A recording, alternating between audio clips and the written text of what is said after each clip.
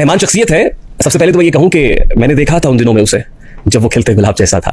वो government Islamia college civil line से government college university तक का सफर हो, यानी फारानियन से रावियन होने तक का सफर हो, वो नजरिया पाकिस्तान फाउंडेशन से यूथ कन्वेंशन हो जो 2004 में मुशर्रफ साहब ने कराया, और उस यूथ कन्वेंशन से पाकिस्तान एयरफोर्स अकेडमी रसालपुर तक का सफर हो। फन खिताबत में क्या मलका अल्लाह रब्बुल इज़्ज़त ने इनको दिया, जोश खिताबत क्या खूबसूरत बोलते हैं। फिर बैतबाजी का सफर भी आपने बज़्म तारिक अजीज में सबने देखा। फिर उसके बाद अपना टीवी से फिल्मीजिया और फिल्मीजिया से पाकिस्तान टेलीविजन और पाकिस्तान टेलीविजन से ARY तक 2 दहाइयों का सफर हो। नाउ ही इज एंकर्ड और जर्नलिस्ट एंड पॉलिटिशियन है कि भाई आपने मुकम्मल मेरी लाइफ सामने रख दी। तो भाई यहाँ पर इस पॉडकास्ट में ऑलरेडी आपको बता चुका हूँ, बिल्कुल हकाइक और एक्यूरेट सवाल होते हैं जो सामने वाला जो इंसान होता है उससे रिलेटेड होते हैं। अब मैं आपका ज्यादा टाइम नहीं लेना चाह रहा। अगर आप चैनल पर नए हैं तो आप चैनल को जरूर सब्सक्राइब कर लें। देखिए मैं यहाँ पर अपना पॉइंट ऑफ व्यू आप लोगों को शेयर कर देता हूँ, आप लोग भी अपना पॉइंट ऑफ व्यू जरूर जो है वो शेयर कर सकते हैं। देखिए हर एक का हक है कि वो अपना अपना पॉइंट ऑफ व्यू जो है वो शेयर करे, ठीक है। अब यहाँ पर कुछ सवाल हैं जो कि रेहान तारक ने इकरार उल हसन साहब से किए कि भाई आप क्या हैं, आप एक एंकर हैं, आप सियासतदान हैं, आप कौन हैं। तो भाई अब से इकरार उल हसन भाई जो है वो सियासतदान है, एक सियासी पार्टी को चला रहे हैं, ये आप लोग भी समझ जाए। रेहान तारक ने बड़ा नरमी से खूबसूरती अंदाज में एक बात की कि भाई यही तो कहा था कि आपका हाल भी वही होगा जो जवाद अहमद के साथ हुआ, जो जवाद अहमद का हुआ। यही तो कहा था कि इसका हाल भी जवाद अहमद जैसा होगा। जवाद अहमद कोई गाली है क्या? तो क्या जवाद अहमद ये एक गाली का नाम है?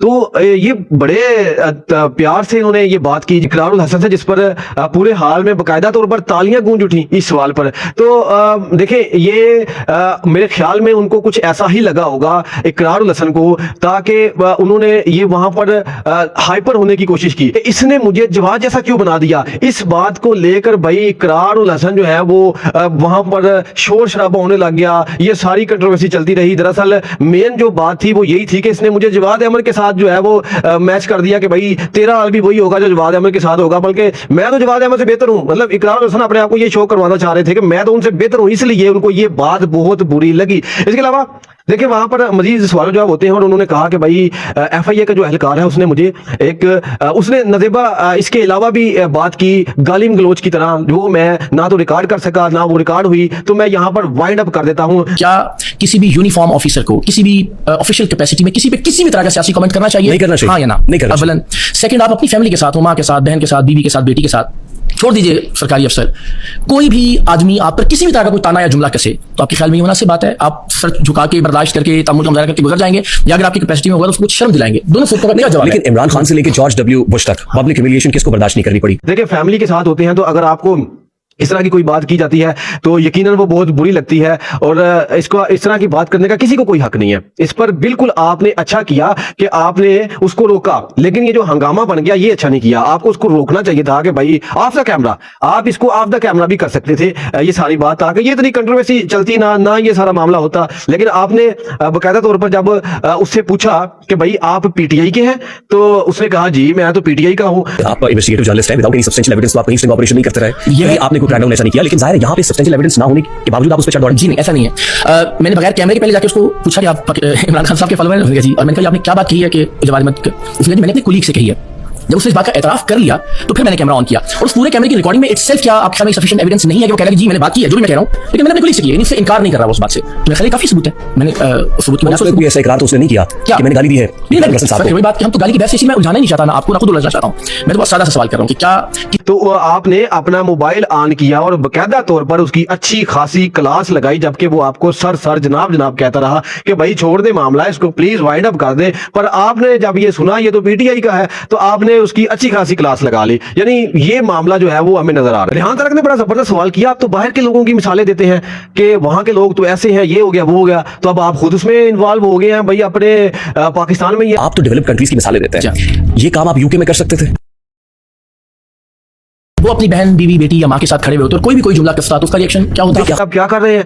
तो उन्होंने कहा, फिर आगे से जवाब दिया कि बाहर के मुल्कों में भी ऐसा ही होता है जो हम पाकिस्तान में कर रहे हैं। ये बाकायदा तौर पर वो जवाब दे रहे हैं आगे से। आपको बुरा लगा? रेहान तारक अब इकरार हुसैन से क्या कह रहे हैं कि आपको बुरा लगा कि आपकी फैमिली साथ थी या आपकी फैमिली थी और उन्होंने कोई ऐसी बात कर दी, आपको बुरा लगा। इकरार ने कहा कि बिल्कुल मुझे बुरा लगा। तो फिर रेहान तारक ने आगे से ये भी कहा कि जब आप बुशरा बीबी के हवाले से ट्वीट करते हैं तो वो भी अल्फाज आप नामुनासिब इस्तेमाल करते हैं, तो इसके बारे में आपका क्या ख्याल है? बहन बीवी बेटी या माँ के साथ खड़े हुए होते और कोई जुमला कसता तो उसका रिएक्शन क्या होता है? क्या खान साहब की फैमिली से मुताल्लिक आपने बेहुदा गुफ्तगू नहीं की? मिसाल के तौर पे 5 बच्चों की माँ जी मैं वो अर्ज कर देता हूँ कि आप जाते रहे? जी बिल्कुल और फिर उससे शादी उसमें खातून की तस्दीक का तो कोई पहलू नहीं है, तो इमरान खान साहब से मुताल्लिक एक राय है और मैं लेकिन उस खातून के घर ही जा रहे थे।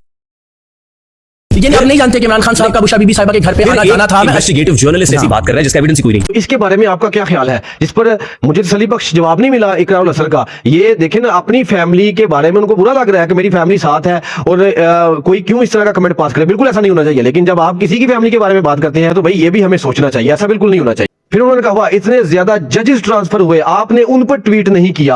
आपने जजेस की ट्रांसफर पे को ट्वीट की? बिल्कुल ठीक है, आप बताइए। ट्वीट नहीं की। मैं गुजारिश कर रहा हूं कि आपने इन सारे प्रॉब्लम्स को जिस तरीके से सॉल्व करना है, हम सोल्यूशन पे ज्यादा बात करें। आपका प्रॉब्लम आज इमरान खान है, मेरा प्रॉब्लम वो माइंडसेट है। लेकिन आपने बुशरा साहिबा पर जो है वो ट्वीट कर दिया, जजेस ट्रांसफर हुए, आपने कोई एहतजाज नहीं किया, ये हो गया वो हो गया, लेकिन आपका भी एक ही मिशन है कि भाई इमरान खान को रगड़ना है। बस इमरान खान जिसना जवाद अहमद है हर दफा हर बात में इमरान खान को सामने लेकर आता है, अब आपने भी इमरान खान को रगड़ना है, जिस पर इकरार हुसैन ने बार बार यही कहा कि भाई आप व्यूज के लिए ये बातें कर रहे हैं, मुझे छेड़ रहे हैं, यानी आप भी बुग़्ज़ इमरान से बाहर नहीं आ रहे। यानी इकरार हुसैन आगे से ये बात कर रहे हैं कि आप बुग़्ज़ इमरान में मुब्तला हो चुके हैं, कि आप उससे बाहर नहीं आ रहे। इसका मतलब ये हुआ कि भाई आप भी सिर्फ इमरान खान को टारगेट कर रहे हैं, जिस तरह जवाद अहमद साहब जो है वो इमरान खान को टारगेट कर रहे हैं। ये सारी बातें होने के बाद जब उन्होंने कहा कि भाई आप जजेस के लिए क्यों नहीं बाहर निकले, तो इकरार साहब ने क्या जवाब दिया कि मैं मेन प्रॉब्लम को खत्म करना चाहता हूं, मेन सोल्यूशन को खत्म करना चाहता हूं। तो रेहान तारक ने बड़ा आजिज़ी से कहा कि आपके लिए मेन प्रॉब्लम तो फिर इमरान खान ही है। प्रॉब्लम्स को जिस तरीके से सॉल्व करना है, हम उस सोल्यूशन पे ज्यादा बात करें। आपका प्रॉब्लम आज इमरान खान है, मेरा प्रॉब्लम जजेस ट्रांसफर है। मेरा प्रॉब्लम वो माइंडसेट है। आपका प्रॉब्लम वो माइंडसेट है, मेरा प्रॉब्लम रूल ऑफ लॉ है।